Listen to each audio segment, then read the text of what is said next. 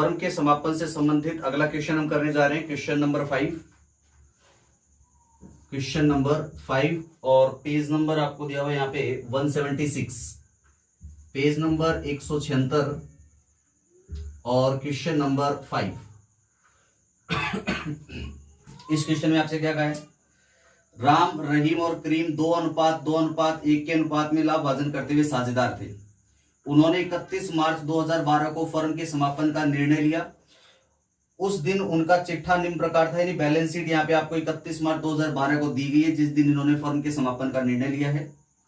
और नीचे सूचनाएं कुछ दी हुई आपको, वे फर्म के विघटन का निश्चय करते हैं, साझेदारी के विघटन का निश्चय करते हैं और निम्नलिखित राशियां वसूल होती है। फिक्सर्स और अन्य संपत्तियों से 9000, स्टॉक से 4520 रुपए, देनदार से 1800 रुपए यानी 1800 रुपए, लेनदारों को पूर्ण भुगतान में 3800 रुपए चुकाए गए, वसूली हुए 120 रुपए हुए। फर्म की पुस्तकें बंद करने के लिए आवश्यक खाते तैयार कीजिए। तो फर्म की पुस्तकों को बंद करने के लिए जो आवश्यक खाते बनाने वो कौन से होंगे, फर्म के समापन पर सबसे पहला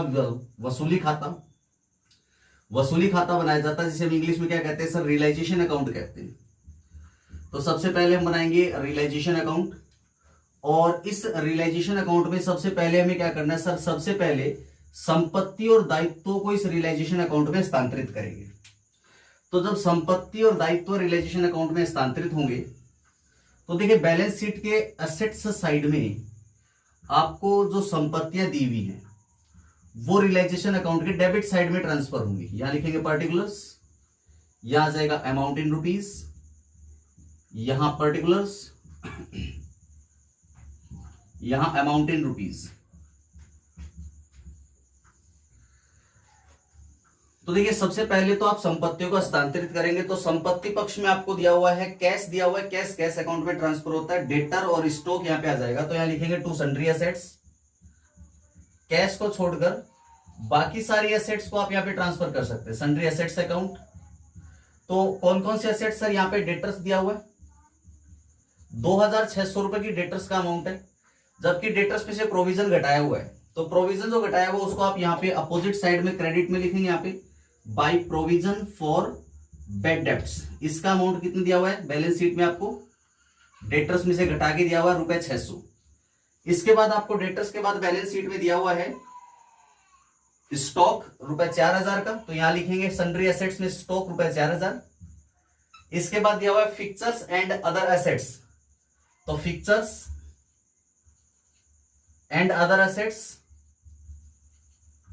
जिसका अमाउंट आपको क्या दिया हुआ है sir, fixtures and other assets का अमाउंट हमें दिया हुआ है यहाँ पे 10,000 रुपए। तो देखिए 10 और 4 ये 14 और 2 16,600 रुपए का इसका टोटल हो गया। इसके बाद आपको जो है क्रेडिटर दिया हुआ लाइबिलिटीज साइड में, और लाइबिलिटीज साइड में जो दायित्व होते हैं वो रियलाइजेशन के क्रेडिट में अपन ट्रांसफर करते हैं। तो यहाँ लिख देंगे बाई क्रेडिटर्स। कितना दिया हुआ है सर, ये क्रेडिटर का अमाउंट दिया हुआ था यहाँ पे 4000 रुपए। संपत्तियों को ट्रांसफर करना होता है अपने को डेबिट साइड में और दायित्वों को ट्रांसफर करना होता है क्रेडिट साइड में। तो यहां पे ये तो अपन ने संपत्ति दायित्वों का ट्रांसफर किया। और इसके बाद हमें क्या करना है, अब संपत्तियों से वसूली के संबंध में नीचे सूचनाएं दी हुई है। निम्नलिखित राशियां वसूल होती हैं।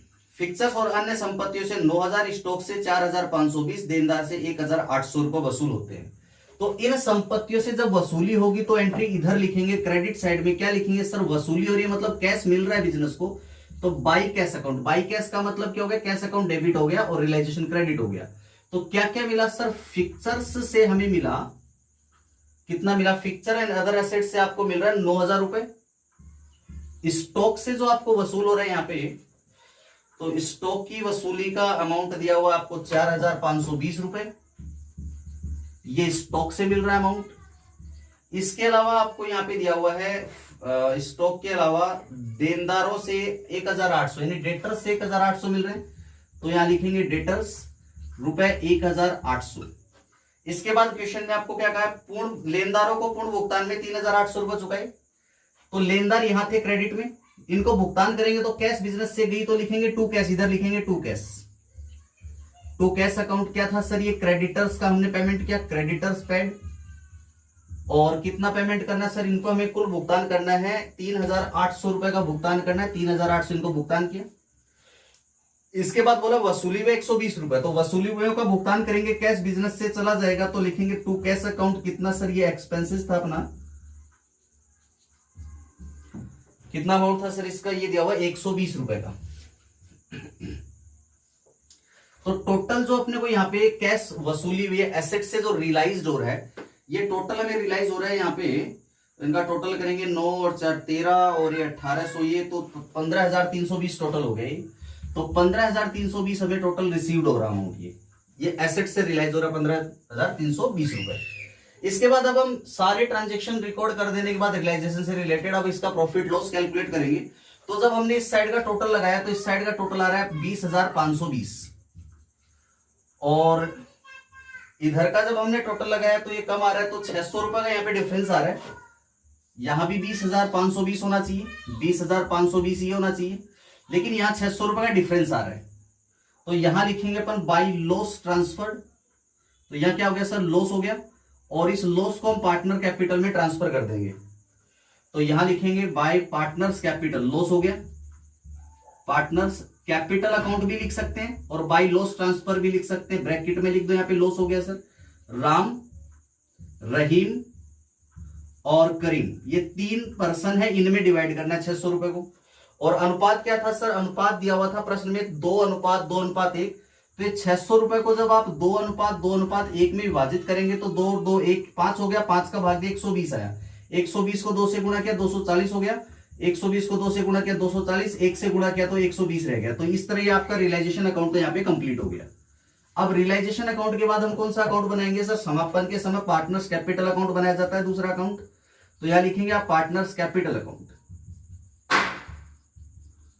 तो पार्टनर कितने सर, यहाँ पे नंबर ऑफ पार्टनर है 3, तो यहां लिखेंगे आप नंबर ऑफ पार्टनर 3 है, तो राम, रहीम और करीम, ये 3 पार्टनर्स के कॉलम हो गए, राम, रहीम और करीम, ये 3 पार्टनर्स हो गए। यहां लिखा मैंने राम, ये रहीम, ये होगा करीम, 3 पार्टनर्स है।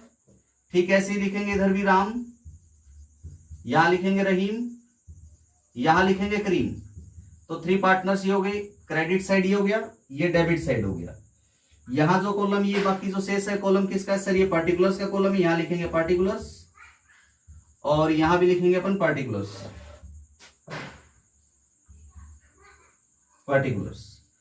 तो ये पार्टनर कैपिटल का फॉर्मेट है। अब आपको इसमें क्या करना है सर, हमें यहाँ पे करीम ए दिया हुआ है, करीम के साथ ए, तो करीम ये हो गया। अच्छा अब चलिए क्या करना है सर, सबसे पहले तो बैलेंस शीट के लायबिलिटी साइड में जाएंगे और कैपिटल का बैलेंस लेंगे। तो लायबिलिटी साइड में कैपिटल का बैलेंस है, कौन सा बैलेंस है, क्रेडिट बैलेंस है, तो इसे क्रेडिट में लिखेंगे अपन by balance BD, by balance brought down BD. कितना अमाउंट है सर इसका है 10,000, 4,000 और 2,000, इसका 10,000, ये 10,000, 4,000 और 2,000। अब बैलेंस शीट के लायबिलिटी साइड में कोई संचित लाभ दिए हुए नहीं होते तो अपन उनको क्रेडिट में लिखते। बैलेंस शीट के एसेट साइड में संचित हानियां भी नहीं है, अगर संचित हानियां होती तो उनको हम पार्टनर कैपिटल के डेबिट में लिखते। अब चलिए रियलाइजेशन अकाउंट में देखिए, डेबिट में कोई कैपिटल लिया है जबकि क्रेडिट में है बाई कैपिटल लॉस के लिए, तो बाई कैपिटल का मतलब कैपिटल डेबिट हो गया, तो capital account debit to realisation entry भी नहीं, तो यहां लिखेंगे to realisation account, transfer entry भी टू रियलाइजेशन अकाउंट। कितना अमाउंट आएगा सर यहाँ पे 240, 240 और 120। इस तरह आपका कैपिटल अकाउंट कंप्लीट हो जाता है यहाँ पे। अब आप इसका टोटल लगाएंगे, जब हमने इसका टोटल लगाया तो ये आया 10,000 इधर टोटल था, और ये 4,000 टोटल है, और ये 2,000 इसका टोटल है, माइनस ये करेंगे और जो रिमेनिंग अमाउंट होगा वो अपन पार्टनर को कैश पेमेंट कर देंगे। तो यहां फाइनल सेटलमेंट हो जाएगा पार्टनर का कैश अकाउंट बैलेंसिंग फिगर में, ये पार्टनर का क्या हो गया सर, फाइनल पेमेंट हो गया, ये हो गया फाइनल पेमेंट। तो देखिए टोटल कितना आ रहा है सर, यहां 10,000 था, 10,000 में से आपने 240 माइनस कर देने, तो 240 माइनस करने के बाद आएगा 9,760 आएगा। और ठीक इसी प्रकार आपको यहाँ पे 4,000 में से इनको माइनस करेंगे तो ये आएगा 3,760 आएगा, और टोटल 4,000 बराबर हो जाएगा। वहां पे टोटल 2,000 था, ये 2,000 में से 120 अपने को माइनस कर देना है, तो कितना रहेगा सर यहाँ पे 1,880 रुपए का ये शेष रह जाएगा, 1,880 रुपए। तो इस तरह अपना ये कैपिटल अकाउंट भी यहाँ पे बन गया, छोटा सा क्वेश्चन था, कोई प्रॉब्लम नहीं है, आराम से आप कर सकते हैं। और ये आपका पार्टनर्स कैपिटल अकाउंट यहाँ पे कंप्लीट होता है। चलिए पार्टनर कैपिटल अकाउंट के बाद क्या बनाना है सर? अब हमें बनाना है पार्टनर्स का कैश अकाउंट बनाना है। तो चलिए बना लेते हैं अपन यहाँ पे कैश अकाउंट। कैश अकाउंट में यहां बना रहा हूं कैश अकाउंट।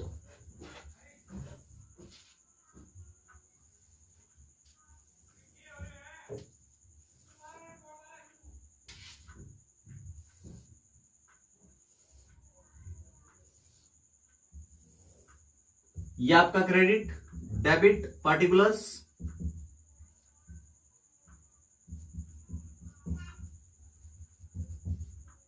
अमाउंट पार्टिकुलर्स और amount in rupees. Okay, cash account का फॉर्मेट हो गया। सबसे पहले बैलेंस शीट के एसेट साइड में कैश का बैलेंस दिया हुआ वो देखिए 4000। एसेट साइड में बैलेंस मींस कौन सा बैलेंस है सर? डेबिट बैलेंस है, तो डेबिट में लिखेंगे टू बैलेंस बीडी। कितना दिया हुआ है सर? 4000 रुपए दिया हुआ है। इसके बाद इधर देखिए कैश, ये दिया हुआ टू कैश और to cash means cash credit हो रहा है, तो ये इसका अमाउंट 3800 और 120 क्रेडिट साइड में लिखेंगे 3800 और 120। कौन से अकाउंट से लेकर आ रहे हैं इस कैश को सर? रियलाइजेशन अकाउंट से लेकर आ रहे हैं, तो यहां लिखेंगे by realisation account, by realisation account, और यहां भी by realisation account, by realisation account. इसके बाद देखिए इधर कैश दिया हुआ बाय कैश, कितना अमाउंट है सर? 15320। बाय कैश का मतलब कैश डेबिट हो गया, तो कैश अकाउंट के डेबिट में इस अमाउंट को लिखेंगे 15320 को। टोटल अमाउंट 15320 था, तो मैंने लिख दिया यहाँ पे 15320। ये 15320 लिखा मैंने यहाँ पे। और ये कौन से अकाउंट से लेके आ रहे हैं सर? रियलाइजेशन से लेके आ रहे हैं, तो लिखेंगे to realisation account, to realisation account. तो ये अपना कैश अकाउंट रियलाइजेशन से कैश अपने ट्रांसफर कर दिया। अब कैपिटल अकाउंट में कैश दिया हुआ टू कैश। टू कैश का मतलब क्या होता है? कैश क्रेडिट हो गया, तो ये अमाउंट जो क्रेडिट साइड में लिखेंगे 9760, दूसरा था 3760 और नेक्स्ट था आपका 1880। ये कौन से अकाउंट से आ रहा है कैश सर? ये अकाउंट पार्टनर कैपिटल से आ रहा है, ये राम कैपिटल से आ रहा है, तो यहां लिखेंगे बाय राम्स कैपिटल अकाउंट।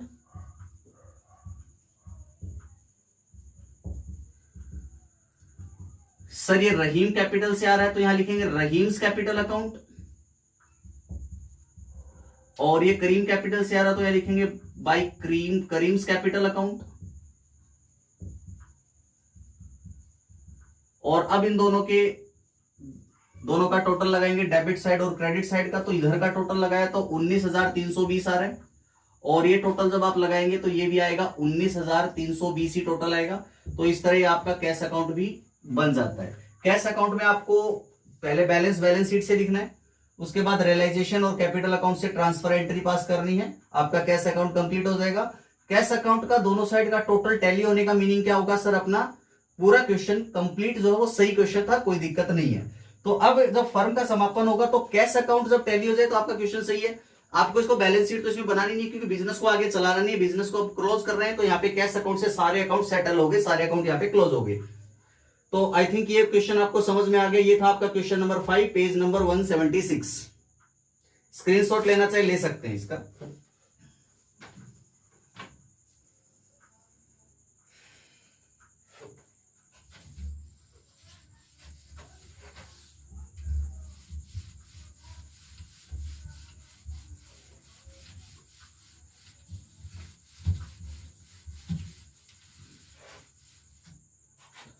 अब हम करेंगे अगला क्वेश्चन नंबर 6, पेज नंबर 176 पर। ये सेम पेज नंबर है, पेज नंबर 176 है और क्वेश्चन नंबर है आपका 6।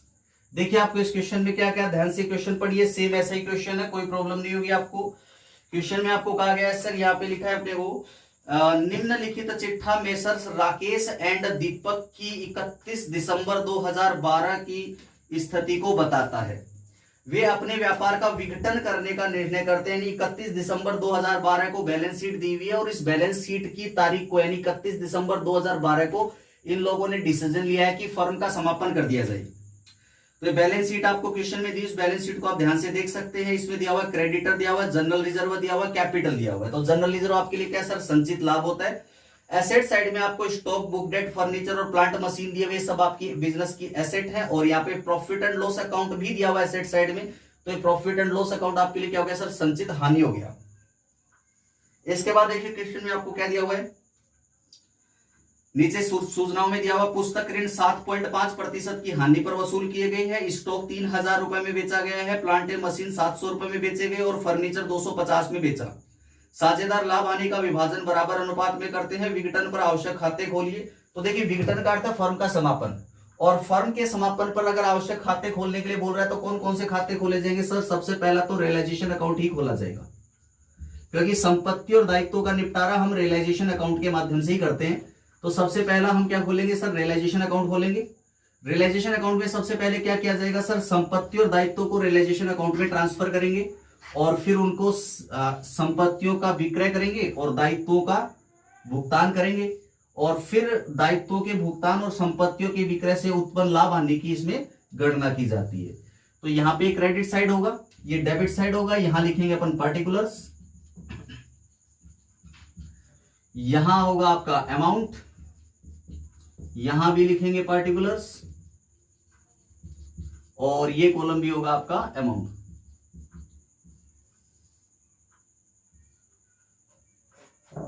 दूसरा अकाउंट बनाना है पार्टनर्स कैपिटल अकाउंट, इसमें प्रिपेयर करना है। तो यहां लिखा मैंने पार्टनर्स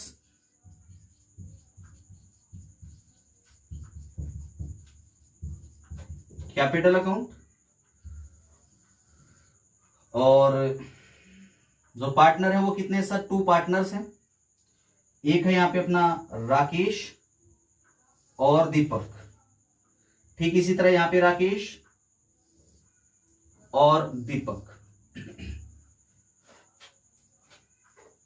राकेश और दीपक। इसी तरह यहां लिखेंगे राकेश और दीपक। ये क्रेडिट साइड है, ये डेबिट साइड है। ये कॉलम कौन सा है सर, ये पार्टिकुलर्स का कॉलम होगा। तो यहां लिखोगे आप पार्टिकुलर्स, ठीक वैसे ही आप डेबिट साइड में भी लिखोगे पार्टिकुलर्स। यहां लिखा सर हमने पार्टिकुलर्स। तीसरा कौन सा अकाउंट बनाना है सर, अगला अकाउंट बनाना है हमें कैश अकाउंट। चलिए यहां बना रहा हूं मैं कैश अकाउंट। तो अगला अकाउंट बनेगा कैश अकाउंट।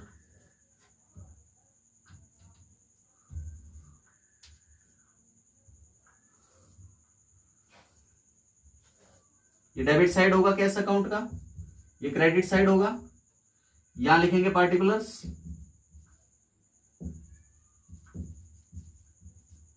यहां होगा अमाउंट इन रुपीज, यहां भी लिखा जाएगा पार्टिकुलर्स, और यहां लिखेंगे अमाउंट इन रुपीज। चलिए ये अपना तीनों अकाउंट के फॉर्मेट बन गए। अब हम सबसे पहले रियलाइजेशन अकाउंट को प्रिपेयर करेंगे, और रियलाइजेशन अकाउंट प्रिपेयर करते हैं सबसे पहले संपत्तियों को इसके डेबिट पक्ष में और दायित्वों को क्रेडिट पक्ष में हस्तांतरित करते हैं पुस्तक मूल्य पर।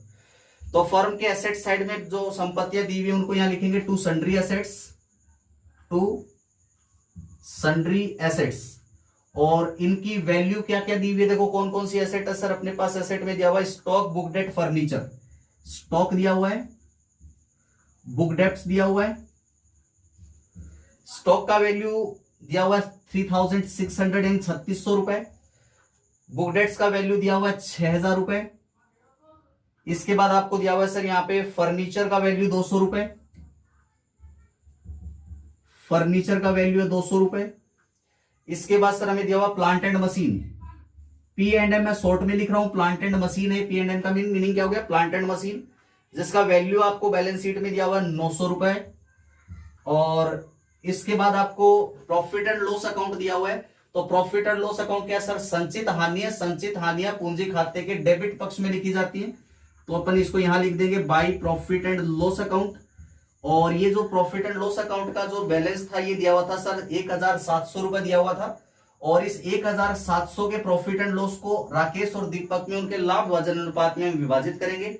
और लाभ भाजन अनुपात देखिए नीचे जो बैलेंस शीट के नीचे लास्ट लाइन दी हुई उसको पढ़िए, लाभ हानि का विभाजन समान अनुपात में किया जाता है। तो दो लोगों में 1700 को डिवाइड करना है, तो 2 का भाग दिया तो 850 एक आदमी के लिए प्रॉफिट एंड लॉस का अमाउंट आया। तो 850 और 850 यहां लिख दिया। इसके बाद चलिए बैलेंस शीट के लायबिलिटी साइड में आते हैं। तो लायबिलिटी साइड में अपने को दिया हुआ था क्रेडिटर्स दिया हुआ था। तो क्रेडिटर कहां जाएगा सर, रियलाइजेशन के क्रेडिट साइड में जाएगा। तो यहां क्रेडिट में लिखेंगे बाई क्रेडिटर्स, बाई क्रेडिटर्स। और क्रेडिटर्स का अमाउंट दिया हुआ था सर 1900 रुपए का ये अमाउंट दिया हुआ था। इसके बाद आपको दिया हुआ जनरल रिजर्व। जनरल रिजर्व क्या होता है सर, संचित लाभ होता है और लाभों को पूंजी खाते में स्थानांतरित करते हैं। तो यहां लिखेंगे bye general reserve. Credit side में लिखा जाता है, पूंजी बढ़ जाती है लाभों से तो लाभों को क्रेडिट में लिखेंगे बाय जनरल रिजर्व अकाउंट। कितना दिया हुआ था जनरल रिजर्व सर, ये दिया हुआ था अपने को 1000 रुपए दिया हुआ था जनरल रिजर्व का अमाउंट। और इस 1000 को हमें राकेश और दीपक में बांटना है। किस अनुपात में बांटना है सर, समान लाभ हानि अनुपात बताया था अपने को। तो समान यानी 2 लोगों में विभाजित करना है। 500 रुपए प्रत्येक आदमी का हो गया, 500 रुपए राकेश के लिए हो गए और 500 रुपए किसके लिए हो गए सर, दीपक के लिए 500 रुपए हो गए। इसके बाद आपको लायबिलिटी साइड में दिया हुआ कैपिटल। तो कैपिटल कहा जाता है सर, कैपिटल अकाउंट में ट्रांसफर होता है। तो यहाँ पे लायबिलिटी साइड में कैपिटल होने का मीनिंग क्रेडिट बैलेंस है कैपिटल का। तो इसको क्रेडिट साइड में लिखेंगे बाई बैलेंस बीडी। क्या लिखेंगे, बाई बैलेंस बीडी। कितना अमाउंट दिया हुआ था सर, ये दिया हुआ था 5500 और 4000। तो जिस तरह मैंने आपको स्टार्टिंग में बैलेंस शीट के हर एक आइटम का जो जो अकाउंटिंग ट्रीटमेंट बताया था वो सेम अकाउंटिंग ट्रीटमेंट हमने अब तक यहाँ पे किया है। उन सबका बैलेंस शीट में जितनी भी आइटम्स होती हैं उन सबका अकाउंटिंग ट्रीटमेंट मैंने बताया था। और उसी हिसाब से जैसे मैंने पहले बताया था सेम उसी टाइप से हमने यहाँ पे उन चीजों का बैलेंस शीट की हर एक आइटम का अकाउंटिंग ट्रीटमेंट कर दिया। अब इन संपत्तियों से होगी वसूली, और जब इनसे वसूली होगी तो अपन यहां लिखेंगे बाई कैश। क्या लिखेंगे यहाँ पे, बाई कैश अकाउंट जब एसेट से रिलाइज होगा। तो यहां लिखेंगे एसेट रिलाइज्ड। कितना अमाउंट इससे एसेट से रिलाइज होगा वो देखिए क्वेश्चन में नीचे आपको बोला गया पुस्तक ऋण 7.5% की हानि पर वसूल किए गए। पुस्तक ऋण का मतलब है बुक डेट्स, जो कि कितना 6000 का यहाँ पे आपको बुक डेट्स क्वेश्चन में दिया हुआ था। 6000 को 7.5% अगर हम निकाल ले तो ये होगा 450 रुपए। यहाँ पे इसका अमाउंट हो जाएगा 6000 का 7.5% जब हम कैलकुलेट करते हैं तो 450 आएगा। इसका मतलब 6000 के बुक डेट्स में से 450 रुपए वसूल नहीं हुए तो शेष राशि 5550 रुपए हमें वसूल हो गई। तो यहाँ पे एसेट से बुक डेट से 5550 रुपए ये वसूल हो रहे हैं सर बुक डेट से। प्लस इसके बाद इंफॉर्मेशन में कहा गया स्टॉक से 3000 मिले तो 3000 ये स्टॉक के प्लस। इसके बाद इंफॉर्मेशन में आपको कहा गया कि प्लांट एंड मशीन 700 रुपए में बेचा गया तो 700 रुपए प्लांट मशीन से मिले। तो ये 700 रुपए लिखे हमने प्लांट एंड मशीन के प्लस। इसके बाद आपको कहा गया क्वेश्चन में फर्नीचर को 250 में बेचा गया तो फर्नीचर के 250 जोड़ दो। तो कुल मिला के ये अपने को संपत्तियों से जो वसूली हुई है 5550, 3700 और 250, इनका जब हम टोटल करेंगे तो आएगा 9500। इसका मतलब संपत्तियों से कुल वसूली 9500 रुपए की हो रही है। और संपत्तियों से वसूली के बाद इन दायित्वों का हमें भुगतान कर रहा है। और दायित्व भुगतान के संबंध में प्रश्न में कुछ नहीं कहा गया। और आपको याद होगा मैंने बताया था कि अगर दायित्व भुगतान की कोई सूचना ना हो तो यह माना जाएगा कि पुस्तक मूल्य यानी कि टोटल जो इसका अमाउंट है ये टोटल अमाउंट हमने भुगतान किया है। तो इसका भुगतान करेंगे दायित्वों का तो क्या लिखेंगे सर, यहां लिखेंगे टू कैश अकाउंट। ये हो गए क्रेडिटर्स का पेमेंट हो गया सर, क्रेडिटर्स पेड। कितना पेमेंट किया क्रेडिटर का सर, ये 1900 का था, 1900 हमने पेमेंट किया। इधर हम इसका टोटल लगा के यहां अंदर की साइड लिखेंगे तो इनका टोटल लगा के यहां लिखेंगे तो इनका टोटल आएगा आपका, इनका सबका टोटल क्या आता है 10,700 रुपए इन सबका टोटल है आपका 10,700। और ये अपना रियलाइजेशन अकाउंट कंप्लीट हो गया। अब इस रियलाइजेशन अकाउंट से अपने को प्रॉफिट लॉस की कैलकुलेशन करनी है। तो देखिए आपको यहां पे प्रॉफिट लॉस की कैलकुलेशन करनी है, दोनों साइड का अलग अलग टोटल लगाएंगे। तो जब हमने इसके इस साइड का टोटल लगाया तो 11,000 और 12,600 रुपए का टोटल आ रहा है डेबिट साइड का। तो डेबिट का टोटल है 12,600। क्रेडिट का टोटल कितना आ रहा है सर? क्रेडिट का टोटल आ रहा है 9 और 1 10,000, ये हो गए 11,400 इस साइड का टोटल आ रहा है। यानी कि टोटल कौन सी साइड का ज्यादा सर? डेबिट साइड का टोटल ज्यादा है। तो 12,600 टोटल दोनों साइड अपन लिख देंगे यहाँ पे 12,600। अब जो डेबिट साइड का टोटल ज्यादा मतलब क्या हो गया सर? ये लॉस हो गया। तो आप या तो यहां लिख सकते हैं बाई पार्टनर कैपिटल, या लिख सकते हैं आप बाई लॉस ट्रांसफर। तो मैं यहां लिख देता हूं पार्टनर्स कैपिटल, लिख देता हूं बाई पार्टनर्स कैपिटल अकाउंट। और अंतर जो है ये लॉस आ रहा है अपना, तो यहाँ ब्रैकेट में लॉस लिखना चाहो लिख सकते हो। तो कितना लॉस आ रहा है सर? ये देखो 0 0 2 और 1, 1200 रुपए का अंतर आ रहा है। 1,200 का अंतर है, 1,200 का लॉस हो गया। और जो भी प्रॉफिट लॉस होता है रियलाइजेशन का साझेदारों में विभाजित हो जाता है लाभ विभाजन अनुपात में। साझेदार कौन है? राकेश और दीपक है। तो यहां लिखा आपने राकेश और दीपक, इन दोनों में इसको विभाजित करेंगे लाभ विभाजन अनुपात में। और लाभ विभाजन अनुपात कितना दिया हुआ प्रश्न में? दिया हुआ सर ये समान अनुपात में लाभ विभाजन करते हैं। तो समान यानी 1200 रुपए को दो लोगों में विभाजित करना है, यानी कि 2 से डिवाइड किया, 600 रुपए प्रत्येक का हो गया। 600 रुपए दोनों में विभाजित कर दिए। रियलाइजेशन अकाउंट अपना यहाँ पे कंप्लीट हो गया। अब देखिए यहाँ पे रियलाइजेशन अकाउंट में आ गया बाई कैपिटल। बाई कैपिटल का मतलब क्या हो गया? कैपिटल अकाउंट डेबिट हो गया। तो कैपिटल अकाउंट डेबिट हो गया तो डेबिट साइड में एंट्री करेंगे यहाँ पे इसकी कैपिटल की। देखो रियलाइजेशन के नाम से कौन से अकाउंट से कैपिटल आ रहा है सर? रियलाइजेशन के नाम से आ रहा है। तो रियलाइजेशन अकाउंट से आ रहा है तो रियलाइजेशन के नाम से यहाँ पे लिख दिया टू रियलाइजेशन। कितना सर? ये 600 रुपए राकेश के अकाउंट में और 600 रुपए दीपक के अकाउंट में लिख दिए अपन ने। तो यहाँ पे कैपिटल का काम पूरा, इधर कोई कैपिटल था नहीं, तो कैपिटल अकाउंट भी अपना साथ के साथ क्या हो गया सर? कंप्लीट हो गया। अब इस कैपिटल अकाउंट का हम बैलेंस कैलकुलेट कर लेंगे। कैपिटल अकाउंट का जो भी बैलेंस होगा उसका हम एक्चुअली में पेमेंट कर देंगे पार्टनर को, जो भी अपने पास बैलेंस रहेगा। तो अपने पास जो है इनका बैलेंस कैलकुलेट करेंगे तो इधर हो जा रहा है 5,500, यानी 6,000 तो इधर टोटल हो जा रहे हैं। तो आपका ये जो टोटल आ रहा है सर, ये आ रहा है हमारा 6,000 का टोटल आ रहा है। ये टोटल आ रहा है 4,500। तो 6,000 में से 1,450 आपको माइनस करना है, 1,450 माइनस करना है। तो 4,550 रह जाएगा सर, ये 4,550। और यहां लिख देंगे to cash account. Final payment हो गया बैलेंसिंग फिगर में, फाइनल पेमेंट। सिंपल सी बात ये है कि जो भी मैंने आपको अकाउंटिंग ट्रीटमेंट बताया था इस चैप्टर की स्टार्टिंग में, सेकंड डे मैंने आपको हर एक बैलेंस शीट के आइटम का अकाउंटिंग ट्रीटमेंट बताया था, वो अकाउंटिंग ट्रीटमेंट आपको ध्यान होना चाहिए। उसके बाद नेक्स्ट डे मैंने आपको रियलाइजेशन अकाउंट का फॉर्मेट बताया था, वो आपको ध्यान होना चाहिए। फिर जर्नल एंट्रीज बताई थी, वो आपको अगर ध्यान है तो फिर आपको इस चैप्टर में कोई प्रॉब्लम नहीं। मेन चीज आपको अकाउंटिंग ट्रीटमेंट बैलेंस शीट की हर एक आइटम का याद होना चाहिए। अब इधर देखिए ये हो गया टोटल 6,000 हो गया।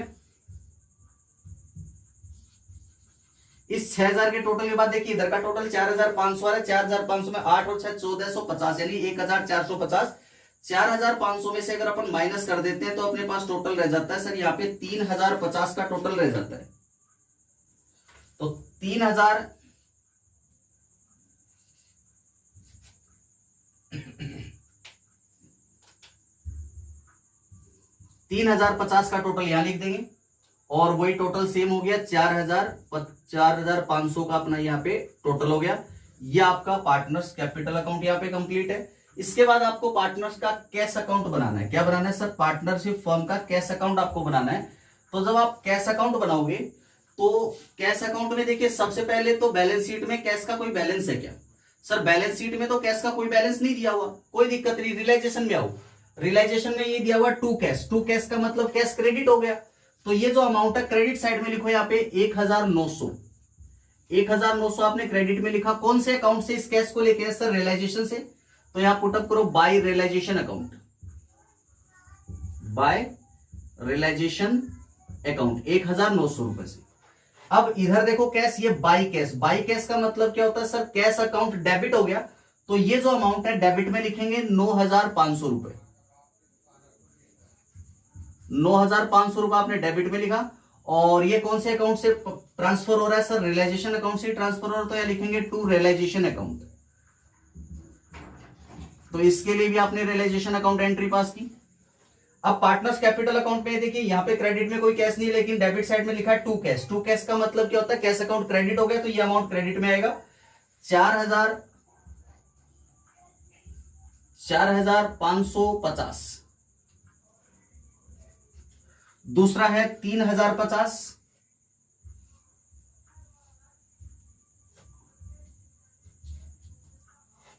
$4,550 और 3,050।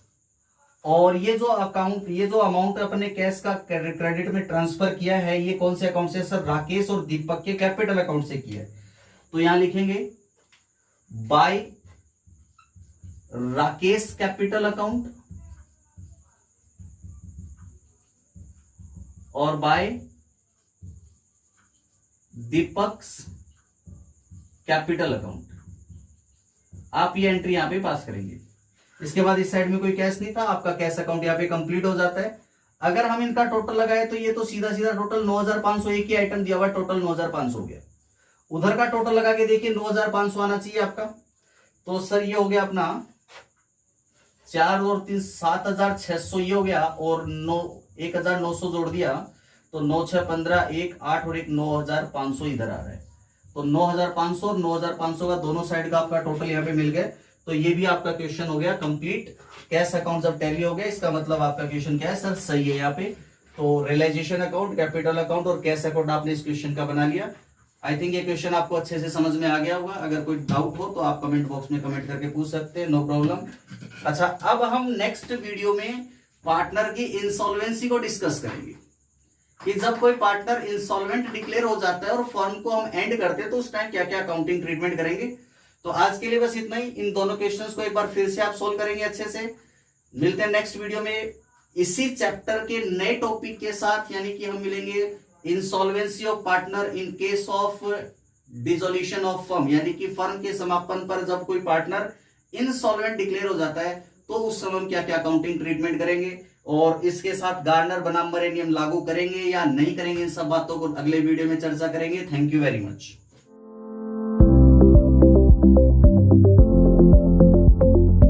Tagore group of education Surajgarh प्रतिभाओं को निखारने का एक बेहतरीन संस्थान है। टैगोर स्कूल सूरजगढ़ केवल सपने नहीं दिखाता, अपितु उनको साकार करने का एक प्लेटफॉर्म देता है। इसके लिए हमारे विद्यालय से जुड़ा हर व्यक्ति दिन रात मेहनत करता है। टैगोर स्कूल सूरजगढ़ आज स्टेट मेरिट का पर्याय बन गई है। स्टेट मेरिट का यह सुनहरा स्वप्न हमने 31 बार साकार किया है। यहाँ पर बच्चों की पढ़ाई के साथ साथ उनकी हर रुचि पर ध्यान दिया जाता है। हमारे संस्थान में अथक मेहनत, बेहतर सुविधाएं, सर्वश्रेष्ठ शिक्षक टीम के साथ होनहारों को तैयार किया जाता है। Advance teaching technology, world class education facility, study pattern, अत्याधुनिक science lab, computer lab, language lab, smart classroom, आधुनिक सुविधाओं से युक्त गर्ल्स और बॉयज के लिए पृथक पृथक हॉस्टल, इंडोर आउटडोर गेम्स, आधुनिक प्लेग्राउंड जैसी सुविधाएं हमारे टैगोर शिक्षण संस्थान को एक अलग पहचान देती है। Tagore group of education Surajgarh.